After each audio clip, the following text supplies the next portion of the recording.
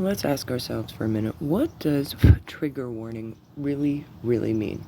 When somebody says, this is a trigger warning, like for instance, I just made a few videos this week and I put trigger warning on it, knowing that I was going to be talking about highly volatile content that could make people feel some kind of way if they either have been through something themselves or were planning on talking about flowers and ended up talking about rape culture. Now, there's different words that have, like, I find it fascinating the way that people are allowed to say unalive, but they're not allowed to say what the word means. Like how is that not being? How is one word being censored and another one that means the same thing not be, like, it makes no sense. So when we say trigger, this is a trigger warning. I mean, it says a few different things. It says either stop listening now, like it's kind of like a harsh way of putting it, but if you're highly sensitive, you're probably gonna get emotional, feel some kind of way. So stop listening. But I think that there's more to it than that.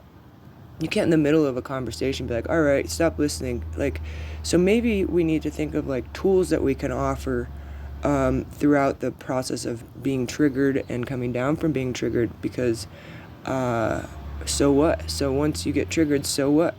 I mean, life is full of things that make us feel triggered. So what? So what do we do when we get triggered? I mean, yes, your story is important. Keep telling your story. We want to hear the story. But now that you've made it about being triggered, or how it could be triggering, so what? What do we do when we're triggered? What does that mean? Am I not going to hear the story correctly? Am I not going to is there a breathing technique I need to do to properly, I guess, properly hear the story? It sounds like if you are in a triggered space, you're not going to have ears for listening. You're going to have more of a reactionary space that you're moving from. So I guess maybe don't be too worried if somebody's going to get triggered about your story.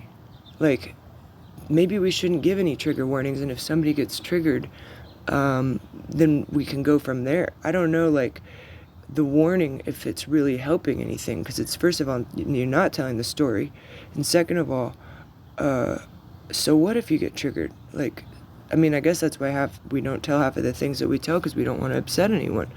A lot of people keep things in because they're afraid of what what they're going to say is going to upset someone.